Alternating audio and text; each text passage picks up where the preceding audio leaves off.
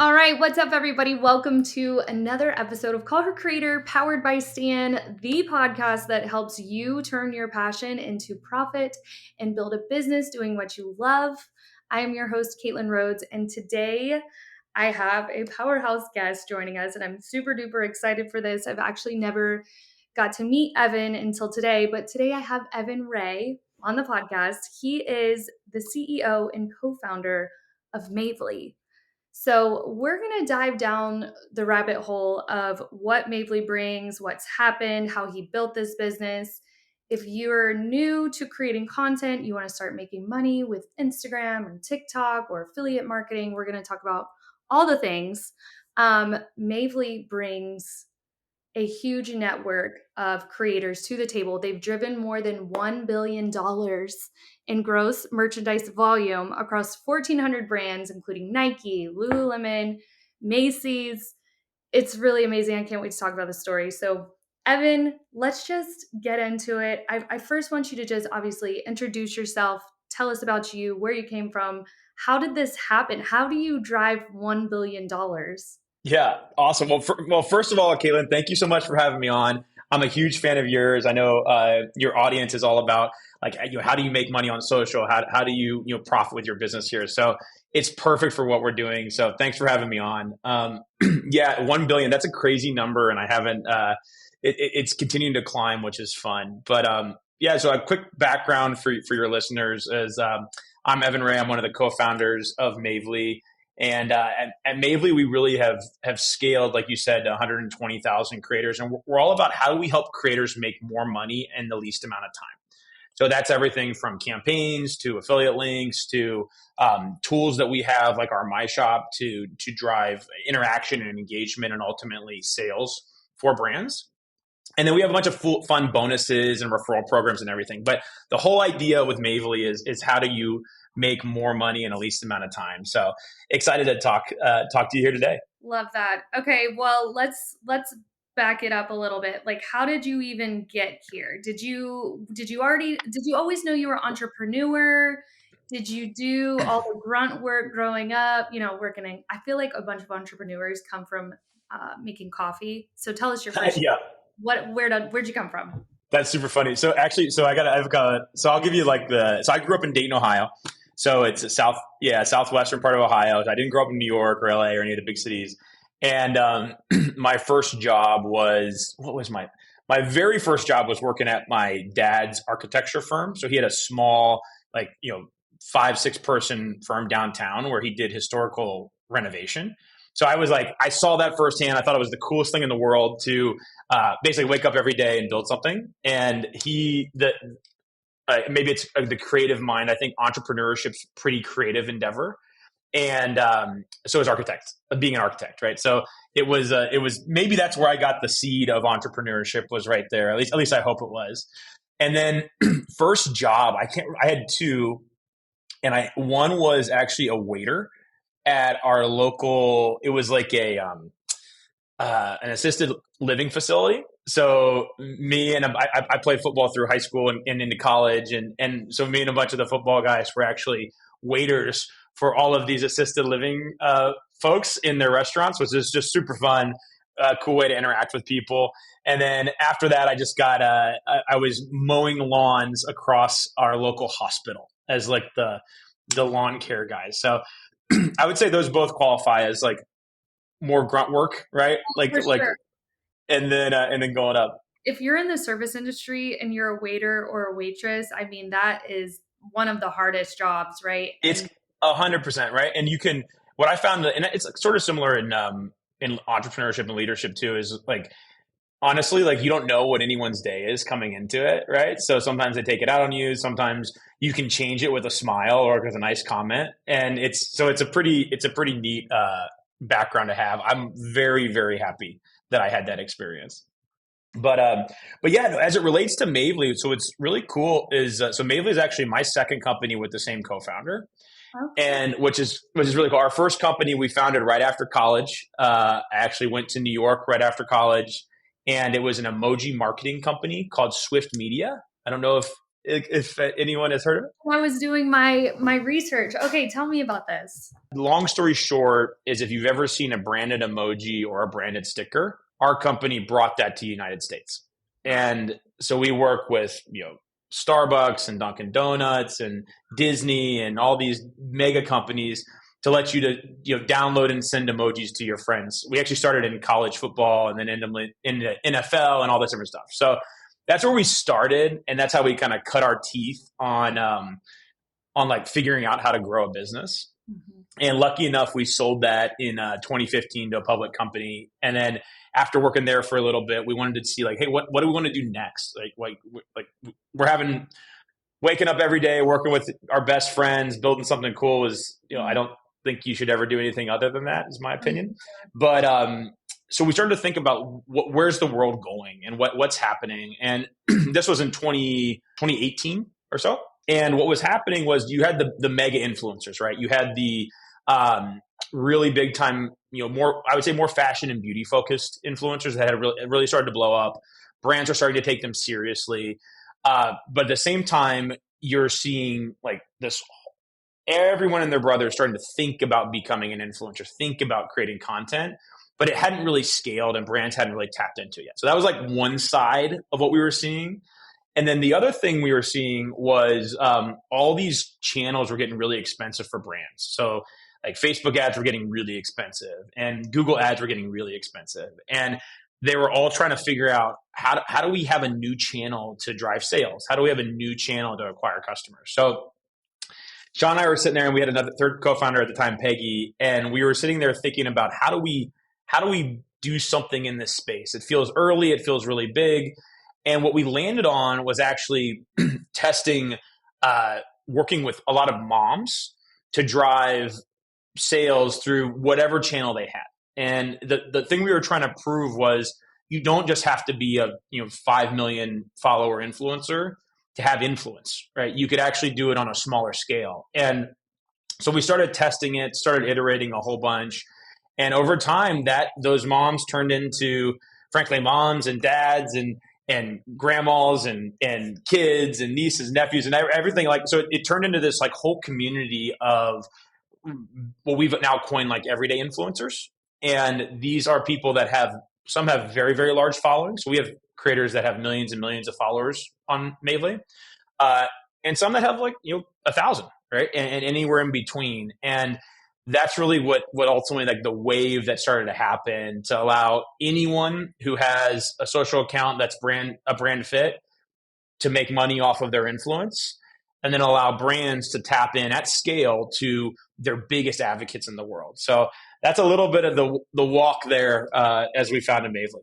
I want to reiterate that he said everyday influencers, which I love because we've come to this point in our lives with social media. Like we've got grandmas on social, we've got little kids on social. It doesn't matter your age. You can start whenever. And he also said that they have people with millions of followers and thousands of followers, or maybe even 1,000 followers. So that's one thing I want to hit home. There are so many moms.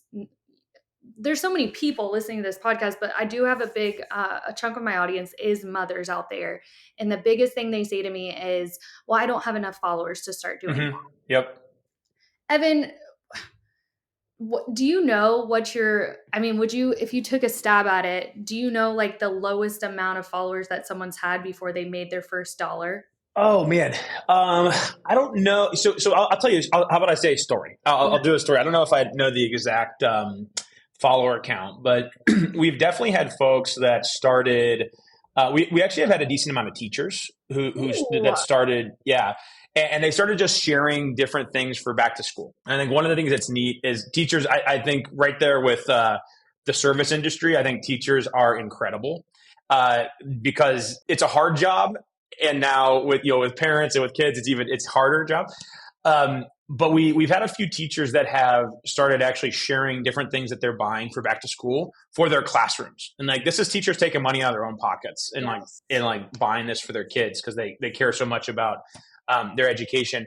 And what happened was more and more teachers started following these individuals.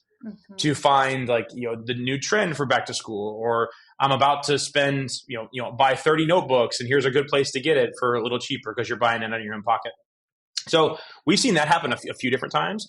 And what's really cool is, one teacher, she actually was able to grow that so much that she ultimately stopped her teaching job and then focused on empowering teachers at scale all across the United States, to be able to have like more resources for their classroom. So that's like one example of someone who just started by testing and testing and testing, nights, weekends, kind of thing, and then ultimately was able to focus on it full time, because that's where she got a lot of passion of empowering more teachers. So yeah, it's been all shapes and sizes. The biggest thing for us at Mavely, and I'll talk about it now, the combination with later in a second, but the biggest thing for us is that we truly believe that the entire way of social interactions, the entire social economy, social commerce, the influencer economy, creator economy, whatever you want to call it, it's going towards people-based recommendations, people-based commerce. So our goal is to really do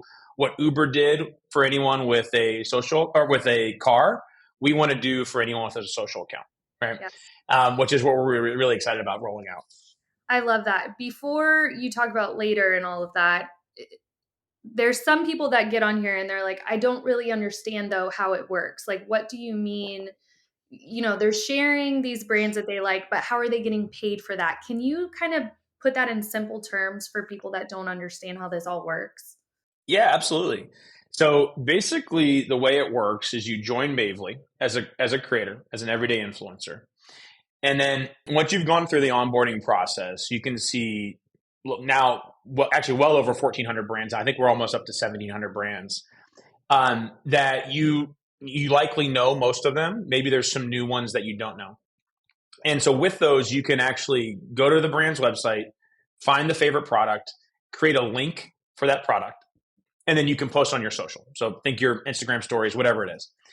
And then if I'm a follower of yours and I see that link out there and I click on it and buy something, what Mavely's built is we have all these relationships with all the retailers and brands, and we've struck all these deals with the retailers and brands that every time one of our creators or influencers drives a sale for that brand pays Mavely, and we do a revenue share with the influencers.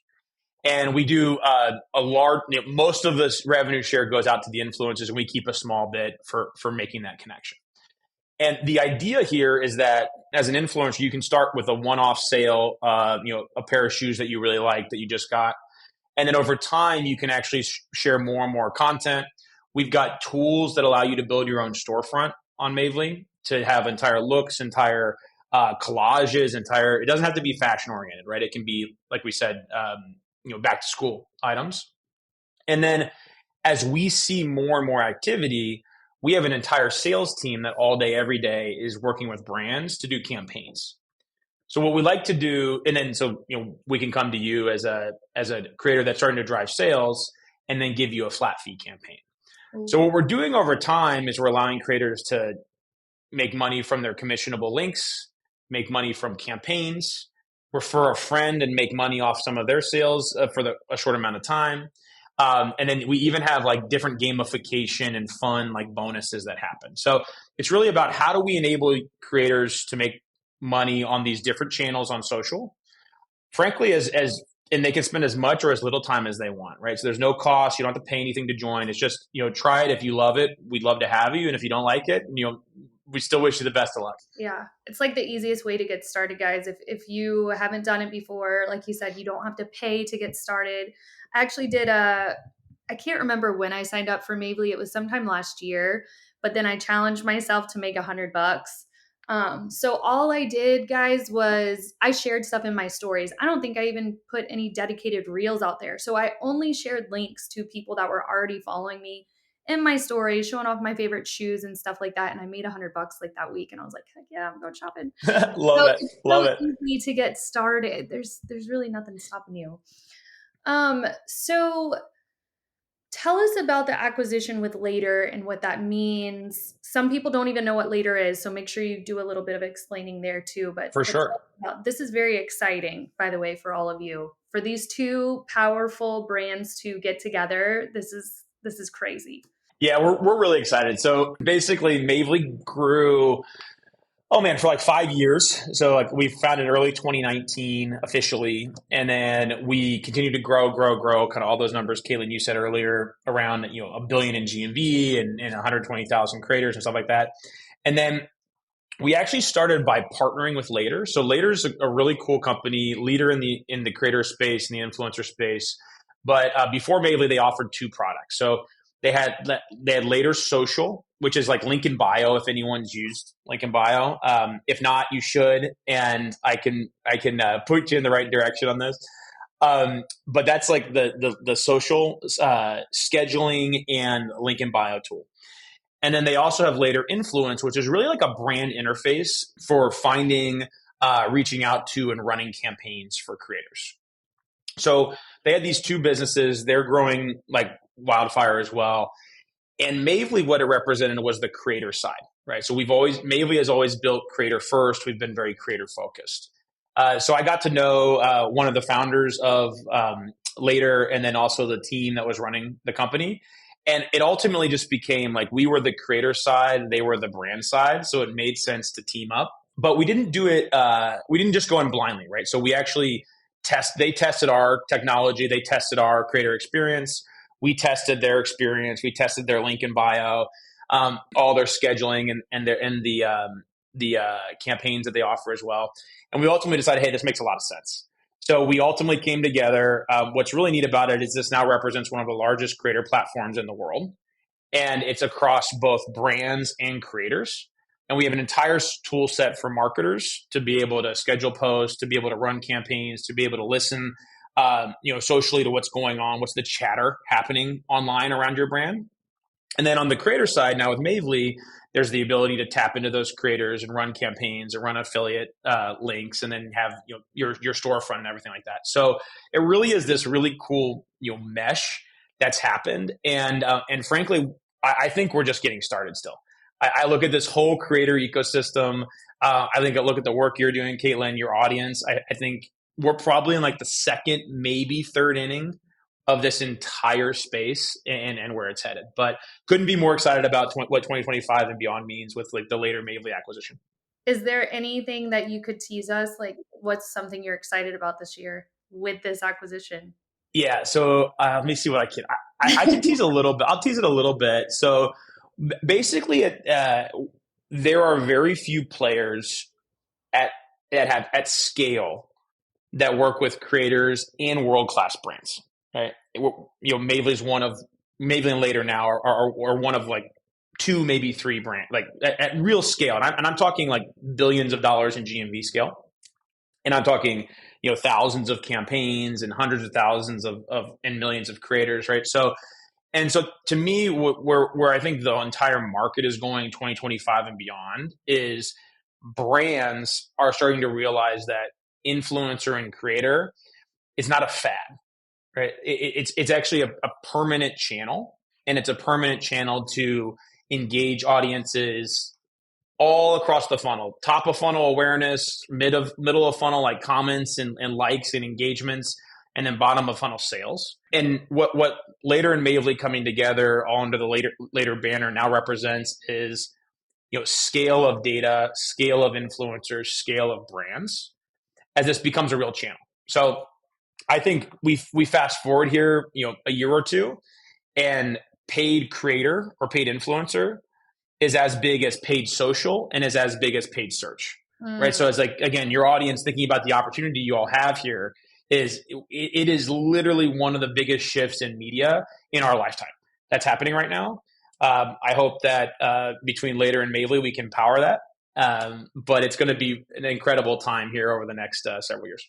It sounds like y'all are gonna make it easier for people to connect. I think that's one of the biggest hardships, if we want to call it a hardship, but just finding those partnerships, those Yeah, collabs and stuff like that. So that will be it's got a lot of friction in it right now. it does. It does. And why do you think that? Like when you say friction, what exactly do you mean? Well, I think it's just, I think there's a couple things. One, a lot of brands are still new to working with creators. So they don't really, there's not like a standard body of this is how you work with a creator or this is the standard terms for a creator, right? They're starting to get there. But there's not like a standard way to work with a creator is one. Two, I think a lot of brands are, because they're learning, they don't really know. It's one thing to work with a creator. It's another thing to like determine what success is with a creator, right? So I'm sure you're like a lot of your audience has worked with a brand and they want really cool awareness, and then you do that post, and then they're like, "Well, I need some sales." They're like, "Well, hold on, that wasn't the goal."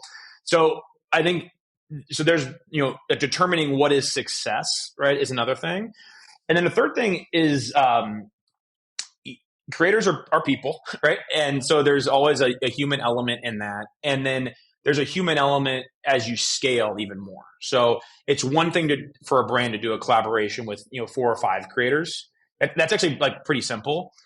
It's a harder thing to do it with 4 or 5 thousand creators, right? At scale, right? So all these things are converging, which add, I would say, friction to it. At the same time, it's huge opportunities. Technology, like what Later and Mavely are building, the whole point is to like we actually say it internally, like create a frictionless experience for our creators and brands matching.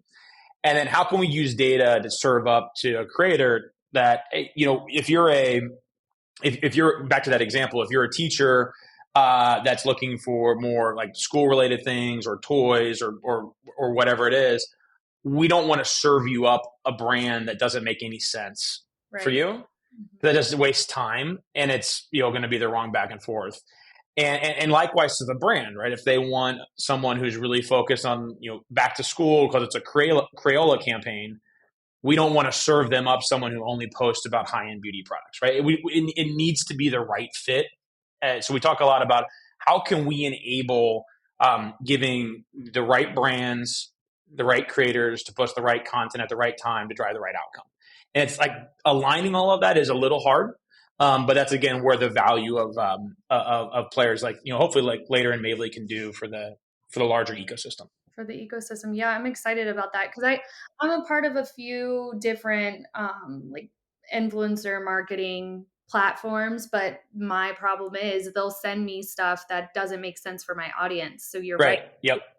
I can't just market any product or my audience is going to be like, who do you think you are? Or we're not here for that. So that makes a ton of sense. And audiences are smarter than they've ever been. Oh, yeah. Right. So if you have, I always use this example. It's like if you have one day that creators like drink Coca-Cola and the next day they're like drink Pepsi. It's like you probably don't drink soda, and you sure as heck don't drink either one of those because you just got paid. So audiences are really savvy, and I think they tend to see through things very quickly. So that's again one of the other just general feedback to creators as they're building is like make sure you're truly promoting things that are authentic to you, and obviously disclose you're getting paid for it, um but you don't have to say yes to everything, right? Pick something that works for you. You can't, or you will get called out.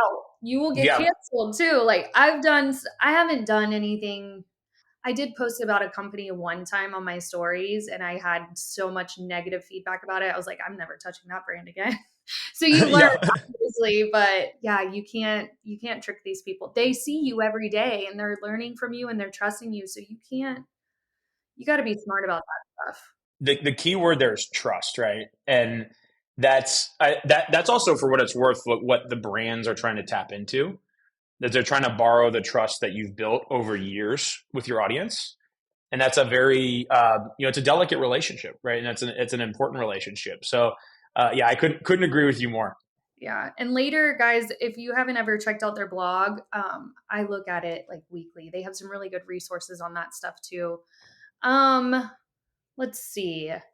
When it comes to, let's talk about creating content for these people. And they're like, okay, you've talked me into it. I should get started. What type of content tends to convert the best when it comes to this affiliate marketing? Yeah, it's a great question. So I would say there's no silver bullet, or you'd see everyone doing the exact same type of content. But I'll give you a few examples. So I think one big thing that is so frequency of posting helps generally, right? And then, but one thing a lot of people don't actually do is I always say, like, in life, you need to ask for the cookie, right? So whatever, are you trying to get a promotion? Are you trying to get a brand deal? Or are you trying to get whatever? Just ask for it and see what it is. So one thing that we see that actually massively increases conversion is just simply putting a call to action in your story or in your reel or in your whatever it is, like saying, shop my link here, right? Like something that simple is surprisingly, a lot of people don't do that. And it's a very, very easy thing to do. The other thing we see now is optimizing your bios to really focus on what you're interested in and what you like and like what you want to ultimately promote helps you get surfaced faster in these algorithms, right? So I think again, a lot of people will put a lot of effort into their content, but not a ton into their bio. And like, how do they optimize that? And then the third thing that we've seen work really well are we've got a My Shop, which is like a creator storefront where you can start to curate the different collections, the different lists that are working for you. And why that's important is, someone might miss a story, right? Or someone might miss whatever it is, a reel, because they're quick, they're gone fairly fast. My Shop gives you a destination to come back to over and over again for these folks. So I would say those are like some quick hitters.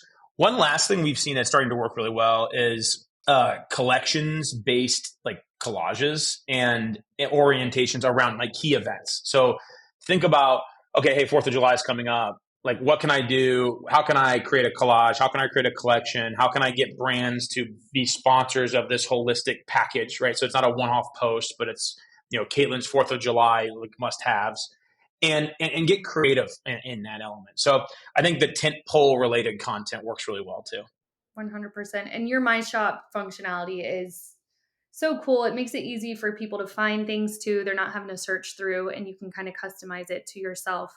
But Evan's completely right with your bio. I do have a free profile audit bio checklist that I'll put in the show notes here, but he's right. These algorithms are reading what words you're putting in there so that they can serve your profile to the right people. So if you know that you're going to start sharing, like for me, example, I'm mostly like entrepreneurship, social media. So I'm sharing more like social media gear or what am I wearing to work today or stuff like that. So you need to kind of decide, who do you want to serve? What are you going to be known for? And then put those words in there, which will help you make more money. I couldn't agree with you more. Just a piggyback on that real quick, Caitlin, is so one of the things that was a big, I would say almost like an aha moment for, Mavely and then ultimately now the larger journey with Later is we ended up, so when TikTok like really first started hitting and you'd be driving down the street and you see everyone like dance on the sidewalk and making their first TikTok videos. Yes. What that actually started to do was they started to gain a ton of users. And as a result, all the other social networks had to start changing their algorithms. Right? So they started looking at things like you just mentioned, like how is your bio composed and everything. But they also started to deprioritize followers and reprioritize things like frequency of posts, the engagements, in a short span of time on the post. So that was another, we call it the TikTok effect internally at Mavely, that helped like jumpstart this entire ecosystem of anyone can be a creator. So I think listening to your content, like listening to the Later blogs content of like, how do you optimize your bio, your content, your brand partnerships, your call to actions? It's never going to be that one silver bullet, but it's going to be this iterative approach that there's a lot of great resources like the podcast we're on right here to help do that. Amen. Yes. Yes. Yeah. They all just inner workings. They all work together. Okay. So you gave good examples on what we can do to be successful. Is there, when people start getting into the groove of it, or maybe they're even just getting started with it, what are some mistakes? What are like top 3 mistakes, if you had to name off 3 that you see people do, and what would you say to do instead? Yeah, I think so. I think the first just mistake is people want to be perfect on their first one, right? So and there's a lot of pressure that comes with putting yourself out there for the first time, right? And so I think that I would say that's like probably the biggest mistake is like wanting to be perfect, overthinking it, like working hours on the perfect pieces of content, and then posting it and it gets zero reaction, like no sales, no engagement, whatever it is.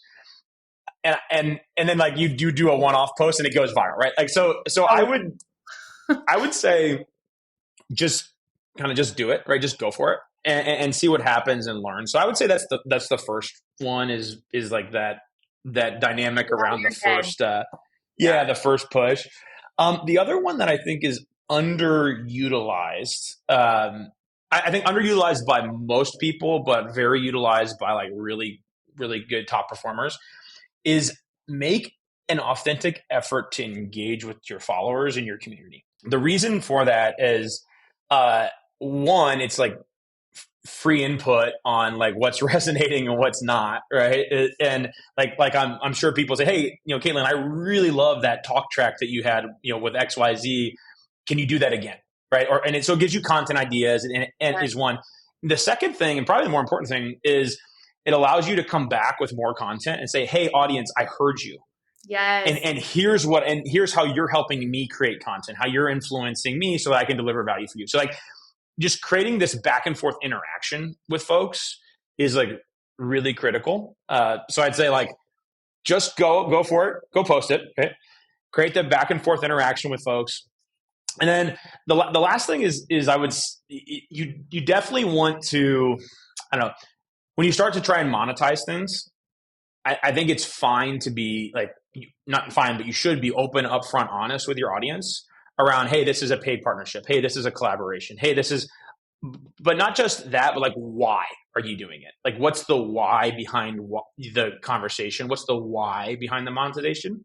So, for example, are you wearing and posting about these shoes because they paid you, right? Or are you wearing and posting about these shoes because you actually went on a 3 mile run and they were some of the best shoes you ever wore, right? So it's that why, which is really important, and a lot of people don't hit on. So those would be like my three if I had to boil it down. Yes. I think out of all of, well, I loved all of those. Engagement is so like literally everyone skips the engagement part. They'll be like, I'm Yep. posting and nothing's happening. I'm like, are you replying back to your comments? Are you replying to people in stories? All the things. That lets the algorithm know too that someone's home and they'll continue to show off your content. So Evan's got a very big point there. No, 100%. And we see people do like they do polls, Yeah. right? They do surveys. They engage in comments. They then go into DMs with things like link DM or mini chat. Like there's all kinds of tools to also help make that like a little more approachable too as a creator. And that's one of the things that we're actually doing at Mavely. It's a newer initiative for us, but we call it Mavely integrations. Okay. So the ability for us to strike partnerships with people like LinkedIn or people like Bitly or people like, I don't know who else we have. Like we've got some other big ones coming down the pipe around content creation and making it easier for creators and influencers to respond to DMs or to have deep linking and tracking, like different things like that just help make your life easier. When someone signs up for Mavely, do y'all suggest signing up for DM automation? Yeah, we definitely do. We would recommend it. Yeah, it's I think it's part of our onboarding experience or part of our Okay. follow up experience. I don't know exactly where it lives. I should, but yeah, no, for sure. I think there's the DM automation though is pretty cool because you can make it keywords based. So it does. So you can have keywords based that are sending a shoppable link, but then you can still have that personal touch of interaction, right? To your point, which you can't lose. Like that's critical to have. Yeah. And I read there was a study about if you don't respond in a certain amount of time, people will go to the next person. So having that DM automation set up is really nice because you're always home even when you're not. And I used to tell people, don't worry about DM automation until you've got this many followers. But now I'm just like, no, like sign up for it when you can. It will just take off so much pressure from you and gets the conversation going. And then, like Evan said, you can always go in there and put in your own personalization and replies to those too. What industries or niches are you seeing thrive right now with affiliate marketing? Yeah. Well, I think it's cool. So I think the general big players, right? So like beauty, fashion has been around for a long time. I would say it's the first real influencer kind of market or beachhead, if you will. But we are seeing toys, electronics, kids apparel, like home and lifestyle are continuing to accelerate. But I would say Mom, a lot more of these, yeah, if you want to call them mom oriented or family oriented categories, are really starting to pick up as people. One, a lot of the first influencers are shifting into their life stages, right, of having kids and like houses and stuff like that. But second is like at the end of the day, people don't just want a recommendation um, on like a high fashion dress to wear, but they also want like what are the things that make my everyday life easier, right? Or that easier or more affordable or have a nice taste to it or whatever it is. So we're seeing that a lot. And then the other thing that I'm really bullish about is we are starting to see, with LinkedIn introducing vertical video with their creators and like making a big push around, if you want to call it like B2B Yeah. creators. I still think we're in like inning, two, maybe into three of creators as a channel, creators as a way to reach customers. So we actually think there's going to be a lot of these business influencers, and not just big time CEO influencers, but we've got members of our team here who have launched Mavely Social, and they focus on how to become a great social media brand on social media.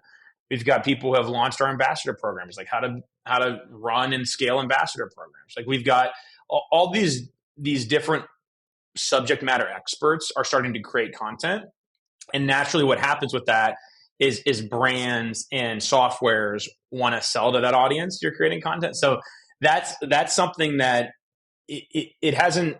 I would say it's just starting to pick up. So if there's anyone in the audience or your listener audience that's thinking about like B2B, LinkedIn content creation, I'd say go for it. Like it's still like a blue ocean, Yeah. more so than anything. And then, but yeah, all those other categories I mentioned, it's not just fashion and beauty. It's really going across the full breadth of specifically consumer products. Very true. You're the second person to say blue ocean to me in the past 2 weeks. Blue ocean revolution. That's so funny. I think Um, the whole industry is a blue ocean still, so maybe that's why. that is so wild.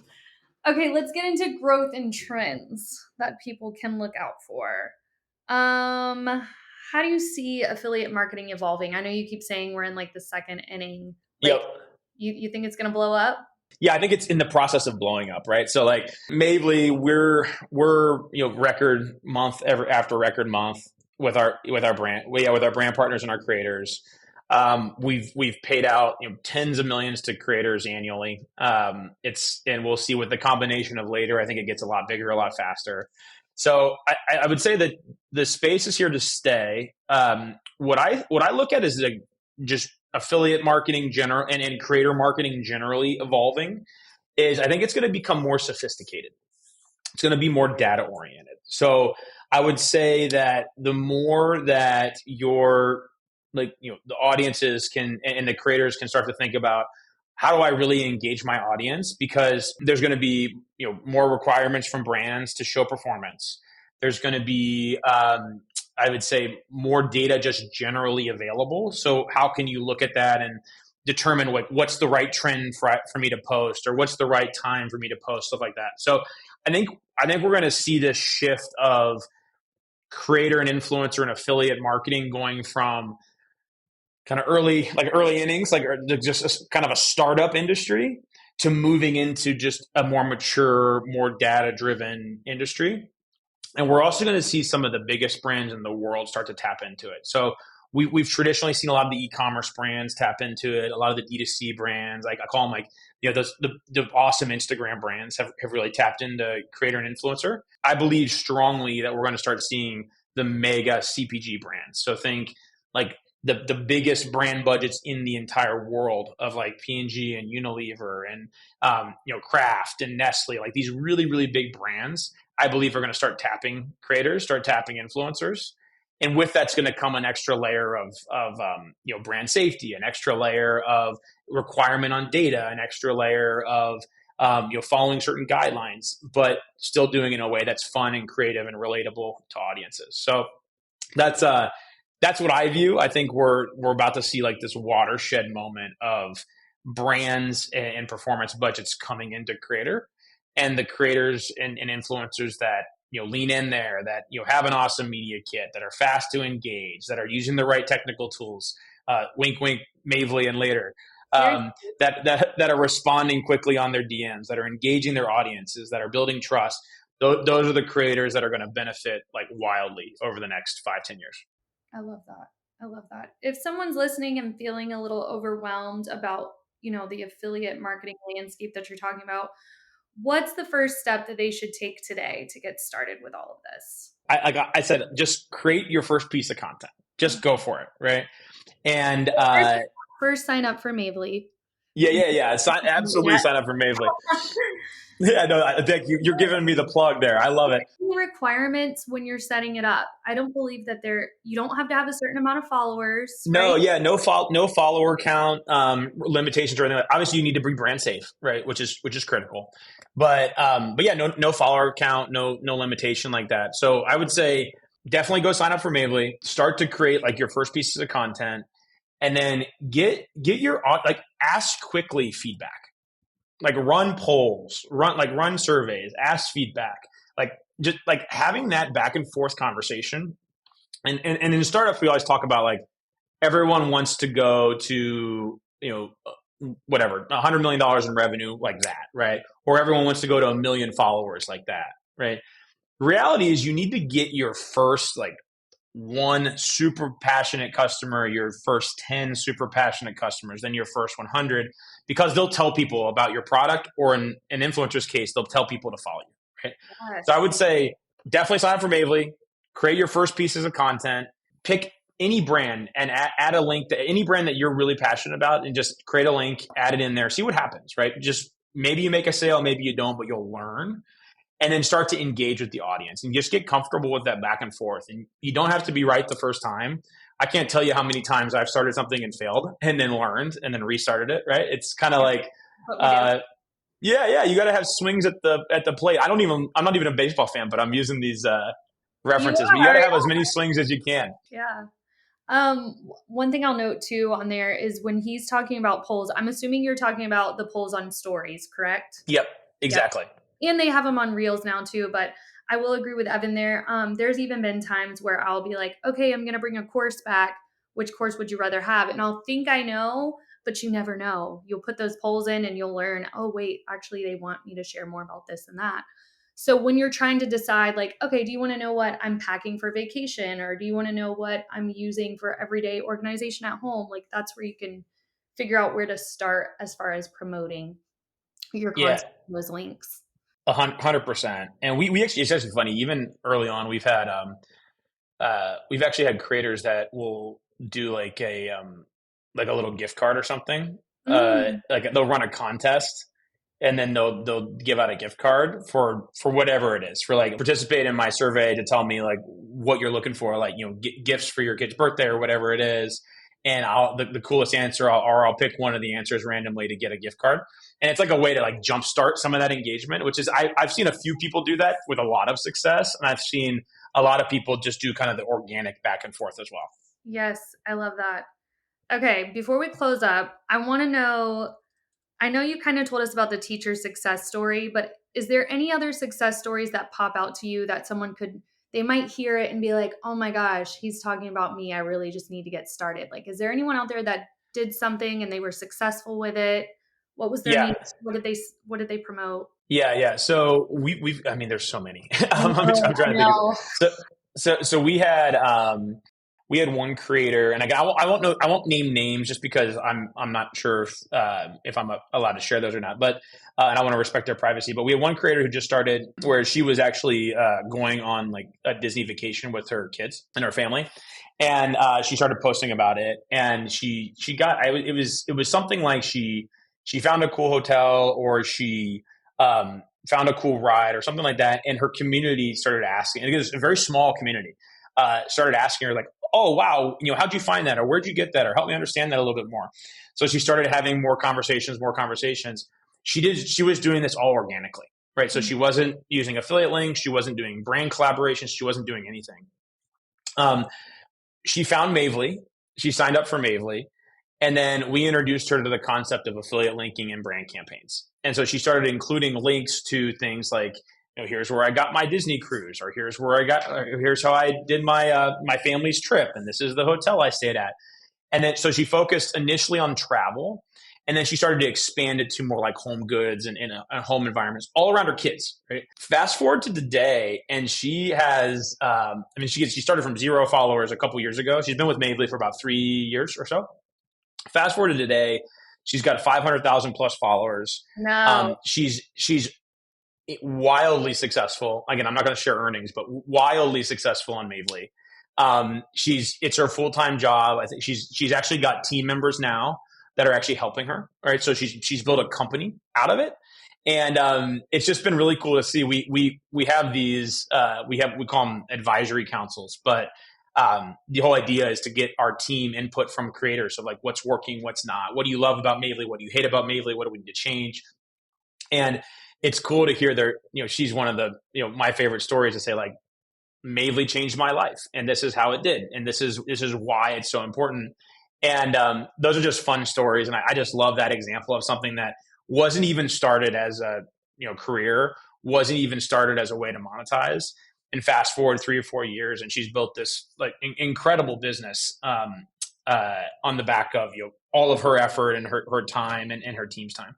I love that. That's why I made this podcast, because there are people out there that are stuck at these 9-to-5 jobs, or they don't have a job and they're so unhappy. And it's literally like, if you just start utilizing social media and posting about the things you love, there is ways to monetize on that. And I want to scream it from the rooftops. I hope everyone knows that. I love it.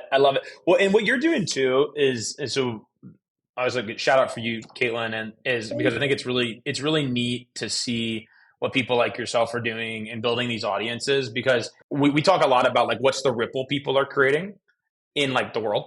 And so we think a lot about like, if you come to work at Mavely or now Mavely and later, you're one team member that's part of one company, but we're interacting with hundreds of thousands or ultimately millions of influencers, which are interacting with 1 billion people, right? Like, so like that's a pretty cool ripple. And you have the same one here, right? As you're interacting with your entire audience and you're hopefully empowering and like, enabling them to be successful, to then interact with literally like tens, hundreds of millions or 1 billion people. So it's a pretty cool ripple you're creating here too.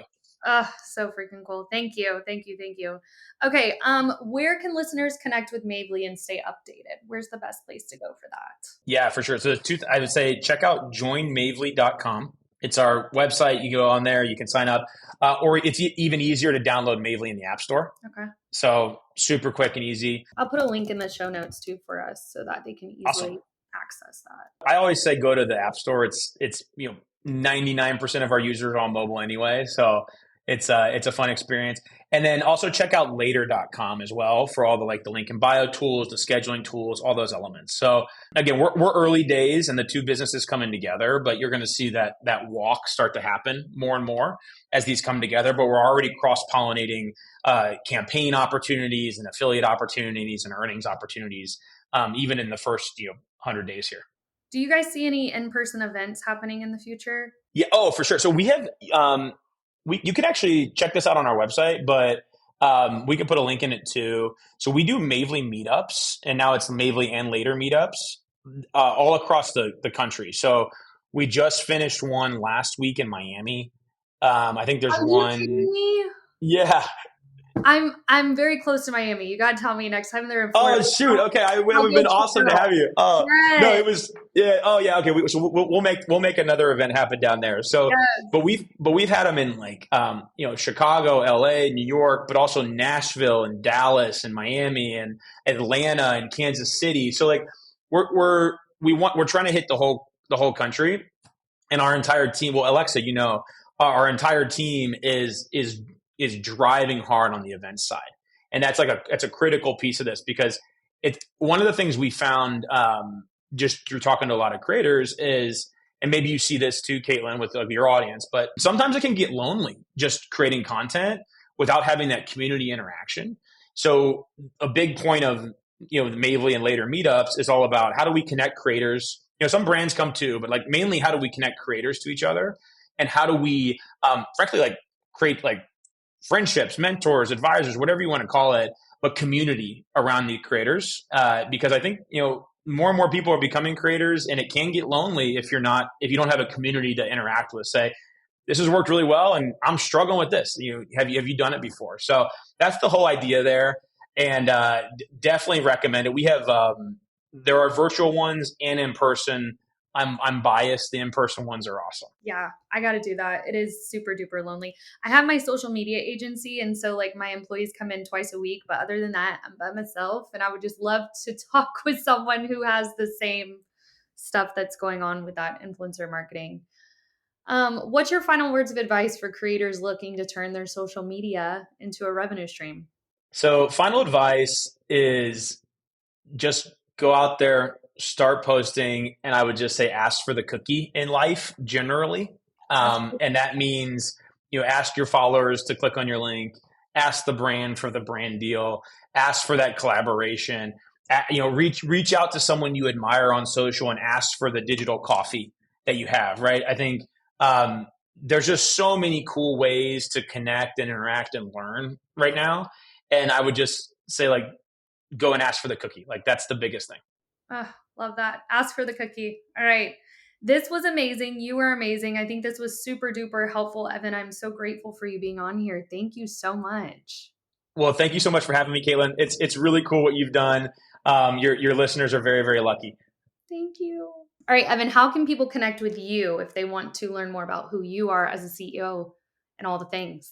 Yeah, so you heard about how to connect with Mavely and later. And then you can just shoot me a note on LinkedIn, follow me on LinkedIn. I really engage a lot there on the creator side, on the industry side. I actually think, Caitlin, that's how you and I first connected, which is crazy. So yeah, just check out Evan Wray on LinkedIn. Okay, awesome. You were great.